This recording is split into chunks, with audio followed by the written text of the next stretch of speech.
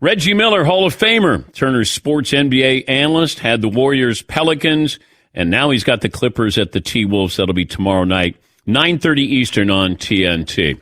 Let's start with the news. Frank Vogel's future with the Lakers. Reportedly, he will be fired today. Reg, your thoughts? First of all, I'm not surprised, but let me just say this. It is absolutely embarrassing and Bush League what the Lakers have done to Frank Vogel.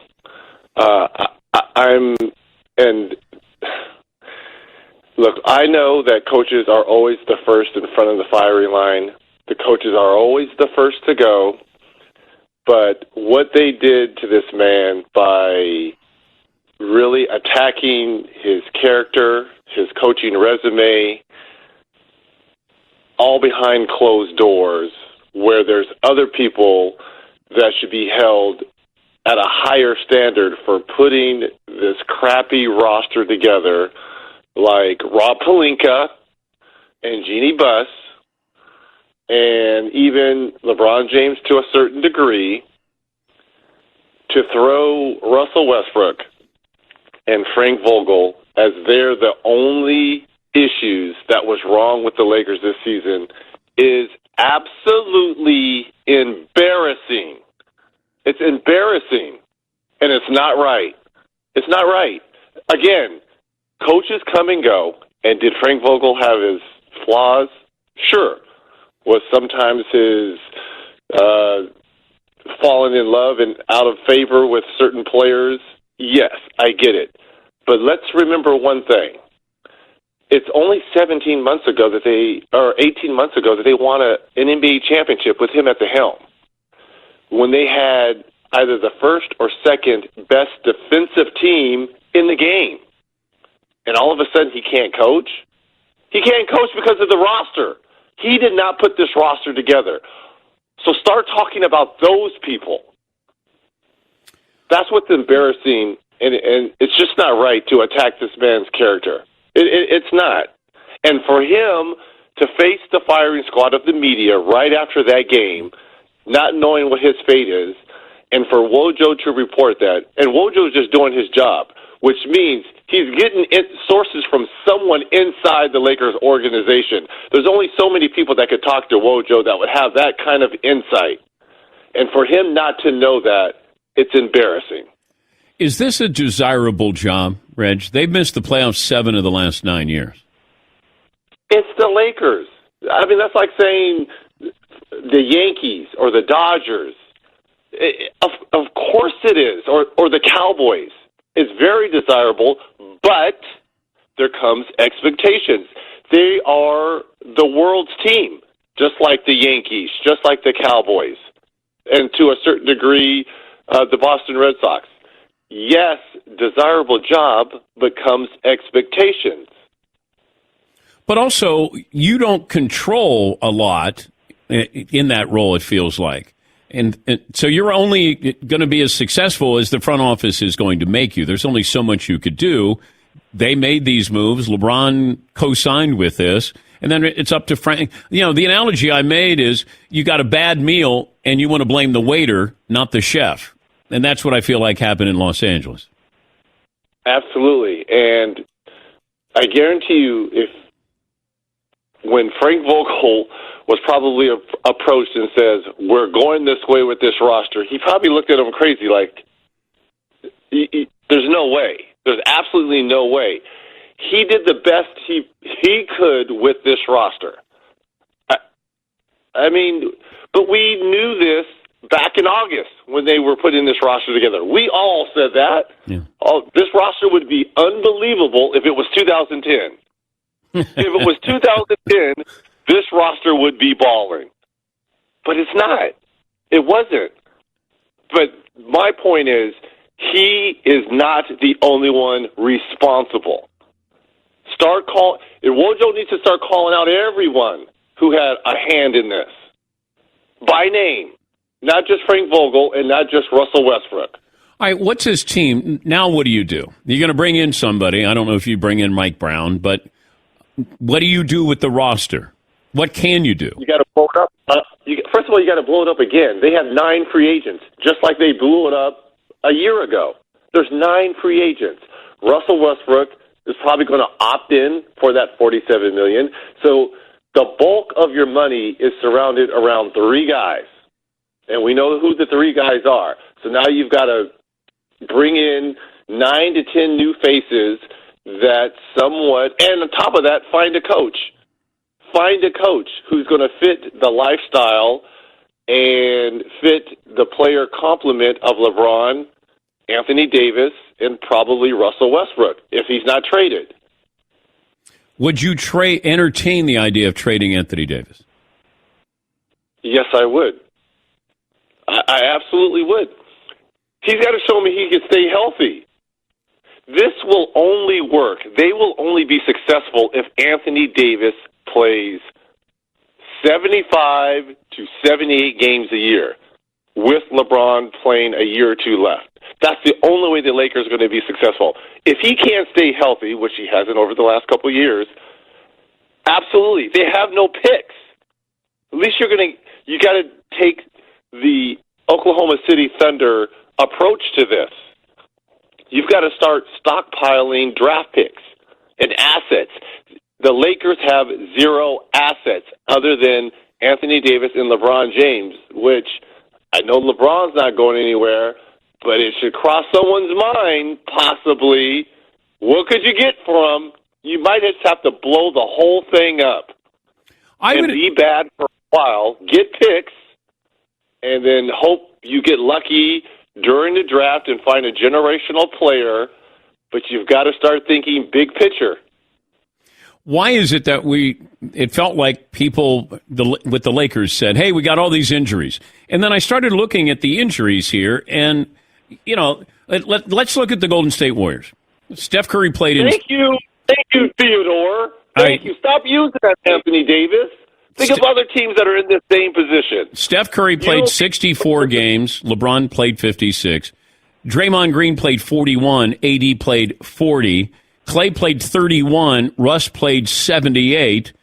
And the Warriors still won over 50 games. That's what, that excuse doesn't work.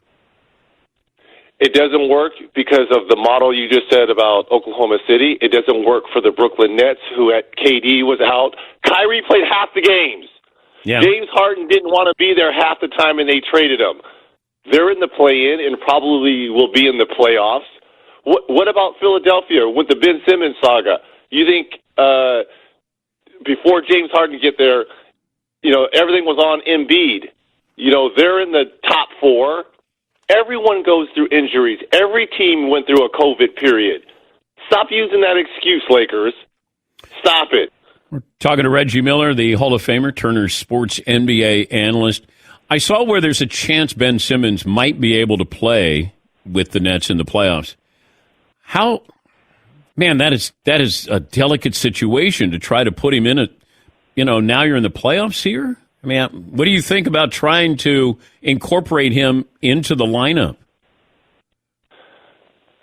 Look, if anyone probably could do it, it would be Steve Nash. You're right about it being a delicate situation because you don't want to break up team chemistry, but it's a guy who can help you.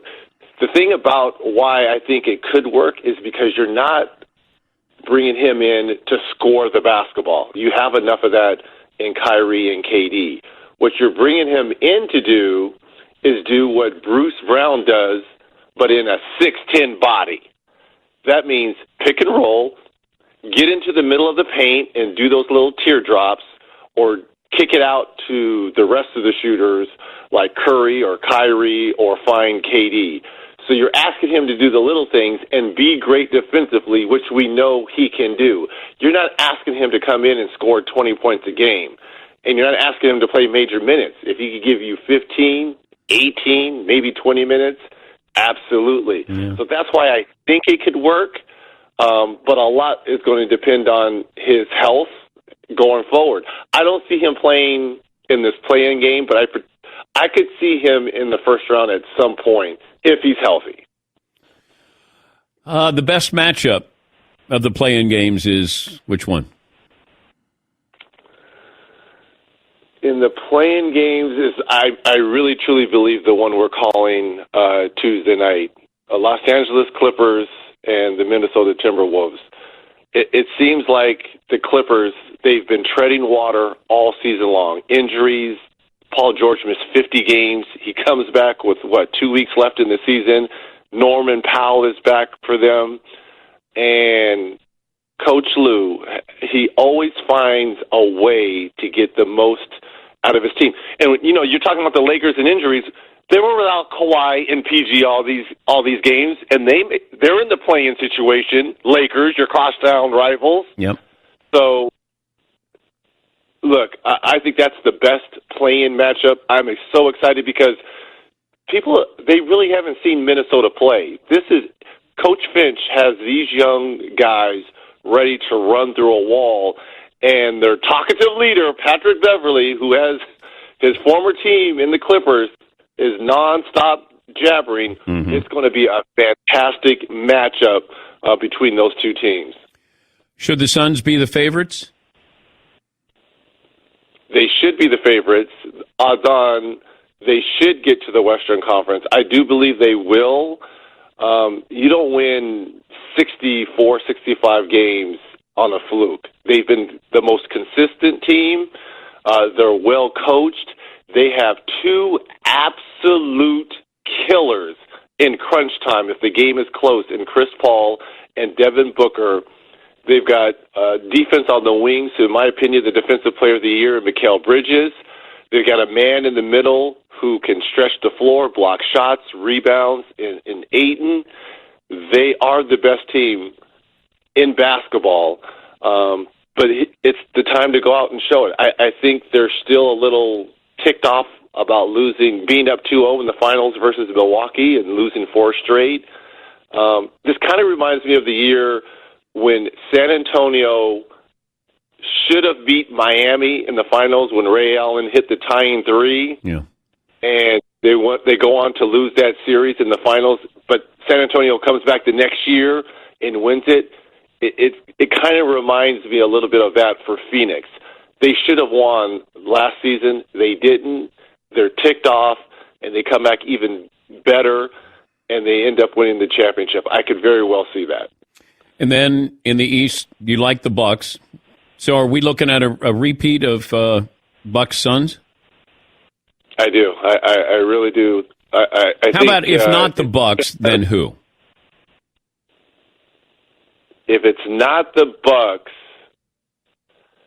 I like to go with consistency and defense. And Boston? No, I could see Miami. Okay. I could see Miami just because they're tough enough. They got championship experience in the head coach, Eric Spoelstra. Tucker is 1 year removed from winning it in Milwaukee. And I know a lot of times you don't know what you're going to get from Jimmy Butler, but what you will get is heart and hustle. And I think Bam Adebayo doesn't get enough credit for what he does at both ends of the floor. I could see Miami, if it's not Milwaukee, I could see Miami representing the East. What is it about Jimmy Butler that's a mystery, Reg? I think he's a throwback to the 80s and 90s type players where he holds his teammates, as well as we saw in the video, coaches accountable. He gets into it with his teammates, and I respect him. I love him. I love his fire. I always have. I think his heart is always in the right place. To me, I think there's always better times for him to display that as opposed to on the court with millions watching in today's age with cameras everywhere. But I always think his heart is always in the right place because at the end of the day, all he wants to do is win. Yeah. I saw where Kyrie was disappointed that he was not on the 75 greatest players of all time list. And I think he referred to conspiracy theorist kind of, that's the reason why he's not on the top 75. Talent-wise, he should be, but he was never first-team All-Pro. He did hit one big shot, but should Kyrie be on the top 75 players of all time? And why isn't he? You can make a case for a lot of people. Dwight Howard, Vince Carter, Tracy McGrady, and obviously Kyrie. There's a lot of players. Alex English. So everyone has a gripe, and I understand where he's coming from. And as a player, you should feel that, right? He should feel that. And you're right about the talent-wise. Talent-wise, absolutely. But he's been injured. He's been hurt a lot. I know he has a championship to his name, and the reason why they have that championship is because of that big shot he made. But everyone has a gripe who's on the outside looking in, and rightfully so, they should be. You should feel like you're one of the top 75 players in the world. And I think that it's talent-wise, he's as good a ball handler as I've ever seen. I just don't know if he's a great player all the time. I think he's a fascinating player. I can't count on him. And then when he wanted to have his own team in Cleveland, LeBron came in. He did hit the big shot. Then he wanted to have his own team. He went to Boston. That didn't work out well. Then he goes to Brooklyn and decides, Katie, I'm not going to be playing home games with you. So I think he's definitely interesting. But I don't know if he's a top 75 player. Talent, yes. Player, no.